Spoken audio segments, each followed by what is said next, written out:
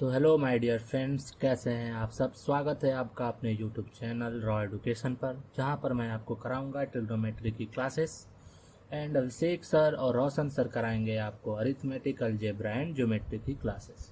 तो बिना किसी देरी के स्टार्ट करते हैं हमारा आज का topic, introduction of trigonometry. Introduction of trigonometry start करने से पहले हमें कुछ बेसिक नॉलेज को समझ लेना चाहिए, बेसिक टॉपिक्स को समझ लेना चाहिए, जिससे हमें आगे प्रॉब्लम्स को सॉल्व करने में हेल्प मिले। मैं यहाँ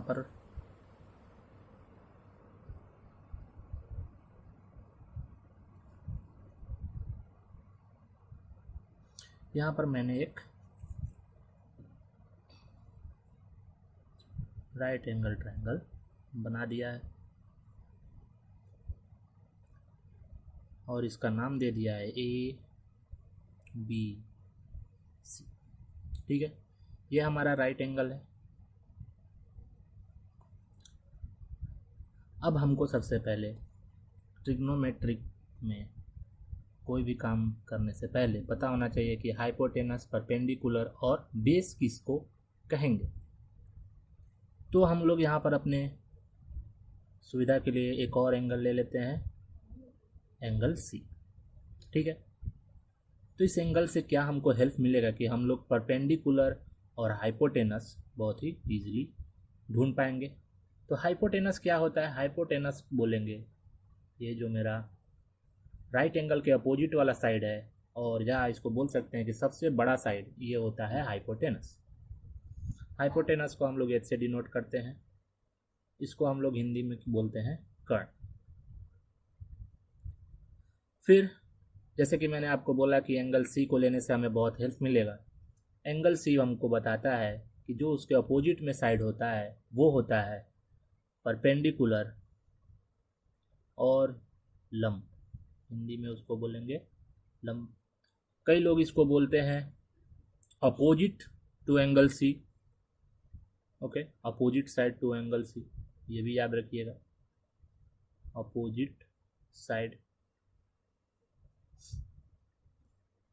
टू एंगल सी। ठीक है, और इसी जो मेरा बच गया दोनों के बीच में, वो हमारा होता है बेस। इसको बोलेंगे हम लोग आधार या adjacent to angle C, adjacent to angle C. ठीक है, तो आप लोग समझे कि तीन तरह से इसको बोला जाता है। किसी बुक में अपोजिट साइड बोलते हैं परपेंडिकुलर को, किसी में परपेंडिकुलर बोलते हैं, और हिंदी में तो लंब बोलते हैं। और सेम उसी तरह से बेस को आधार भी बोलते हैं और एडजेसेंट टू एंगल सी भी बोलते हैं। तो जिस एंगल के रेस्पेक्ट में हम लोग परपेंडिकुलर और एडजेसेंट एंगल निकालते हैं, उसी एंगल के रेस्पेक्ट में उसको बोलेंगे। जैसे यहाँ पर हम लोग एंगल सी के रेस्पेक्ट में दोनों को फाइंड आउट किया, तो adjacent of angle C and opposite side to angle C लिखे। ठीक है, अब बहुत बच्चों को ये भी प्रॉब्लम होता है कि अगर हमने फिगर को उल्टा कर दिया तो कैसे पहचानेंगे। लीजिए, इसका भी सॉल्यूशन है। यह है मेरा फिगर।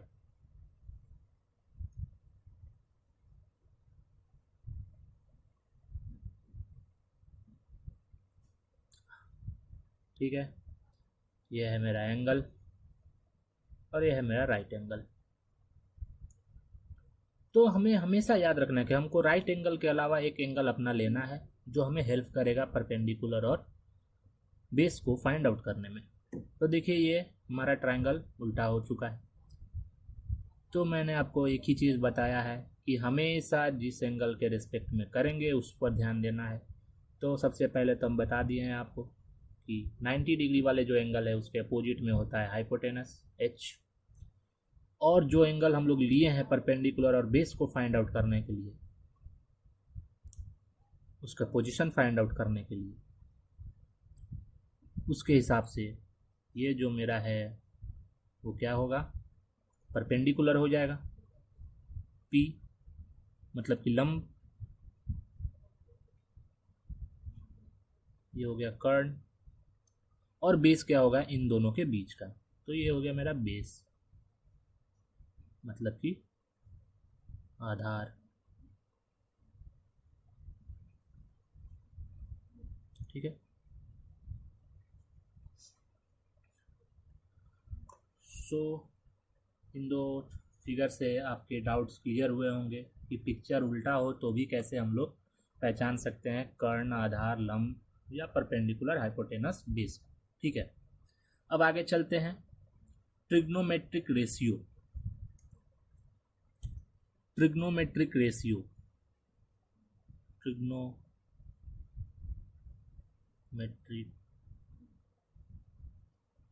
रेशियो। तो 6 ट्रिग्नोमेट्रिक रेशियो होते हैं। इन ट्रिग्नोमेट्रिक रेशियोज को फाइंड आउट करने में हमें एक फॉर्मूला बहुत हेल्प करता है, और वो फॉर्मूला है पाइथागोरस फॉर्मूला। ठीक है, सो पाइथागोरस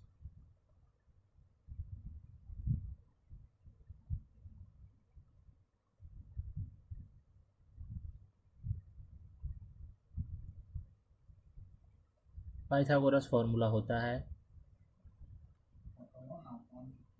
ठीक है, तो चलिए स्टार्ट करते हैं। पाइथागोरस फॉर्मूला हमारा होता है कर्ण का स्क्वायर मतलब हाइपोटेनस का स्क्वायर, फिर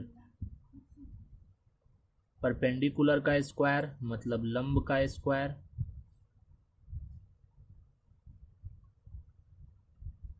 प्लस आधार का स्क्वायर मतलब कि बेस का स्क्वायर। ठीक है, तो ये है मेरा वो फॉर्मूला, हमारा वो फॉर्मूला जो हमको हेल्प करेगा ट्रिग्नोमेट्रिक रेशियोज को फाइंड आउट करने में। ठीक है, तो चलिए हम लोग अब स्टार्ट करते हैं। ट्रिग्नोमेट्रिक रेशियो, ट्रिग्नोमेट्रिक रेशियो छः रेशियोज होते हैं। फर्स्ट रेशियोज है साइन, जिसको शॉर्ट फॉर्म में बोलते हैं हम लोग साइन। फिर है कॉस मतलब कोसाइन, जिसको हम लोग बोलते हैं कॉस। फिर है टेंजेंट, जिसको हम लोग शॉर्ट फॉर्म में बोलते हैं टैन। ठीक है, तो साइन, साइन क्या होता है हमारा बताइए। साइन हमारा होता है perpendicular by hypotenuse, perpendicular by hypotenuse. ठीक है, सो कर देते हैं हम लोग P बाई एच। ठीक है, P बाई एच। ठीक है, चलिए इसको कैपिटल H कर लेते हैं।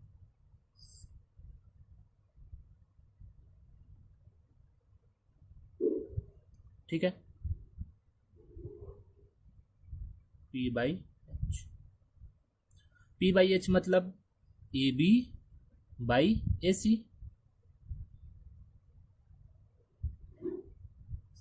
ठीक है, अब आते हैं कोसाइन पर। कॉस, कॉस क्या होता है B by H, base by कर्ड मतलब हाइपोटेनस। सो करते हैं B by H, B by H मतलब B C by A C.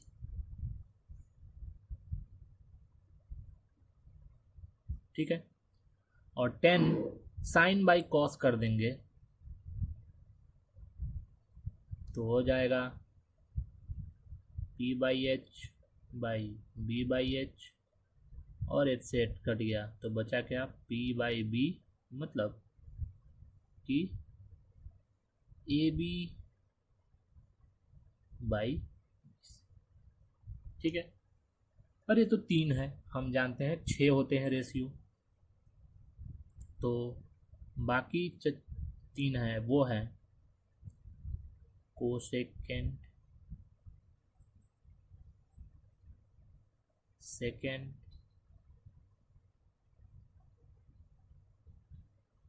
Cotangent.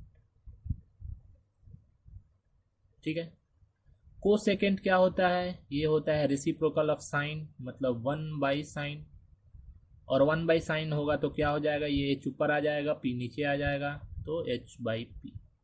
ठीक है, तो इसका क्या हो जाएगा? AC/A, AC/। सेकेंड 1/cos, ठीक है, रेसिप्रोकल ऑफ cos होता है सेकेंड, सो ये हो जाएगा h/b, मतलब AC/BC। ठीक है, और कोटेंजेंट रेसिप्रोकल ऑफ tan होता है 1/tan, या इसको आप बोल सकते हैं cos/sin, और cos/sin बोलेंगे तो मेरा हो जाएगा b/p, और b/p का मतलब हो गया BC/AB। ठीक है, तो आपको ये 6 रेशियोज मैंने फाइंड आउट करना बताया, बहुत ही इजी तरीके से। लेकिन इसको फाइंड आउट आप नहीं भी कर सकते हैं, याद करना है आपको तो एक देसी तरीका है जो मुसीबत के काम में टाइम आता है जब आपको याद ना हो तो वो क्या है? PBP HH। ठीक है, ये है मेरा साइन, ये है मेरा कॉस, और ये है मेरा tan। ठीक है, तो इसको हम लोग कैसे याद करेंगे? Pandit Badri Prasad, Pandit Badri Prasad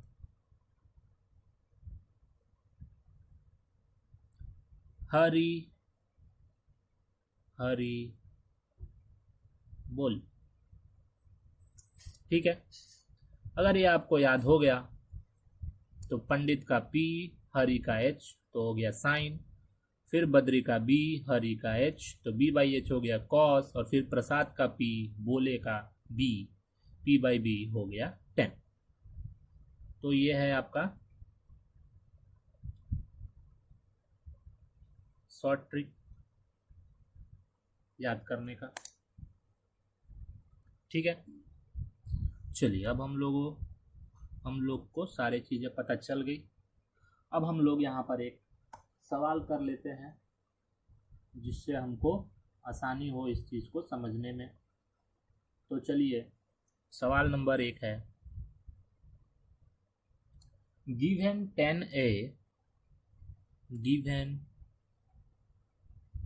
10A equal to 4/3, find the other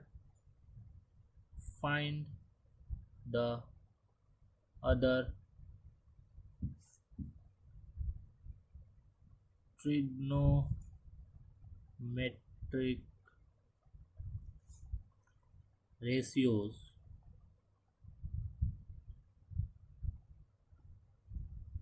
of the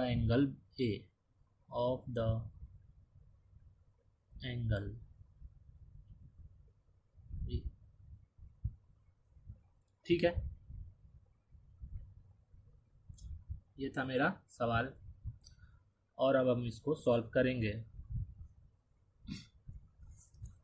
यहाँ पेज छोटा है तो हम लोग पेज पलट लेते हैं।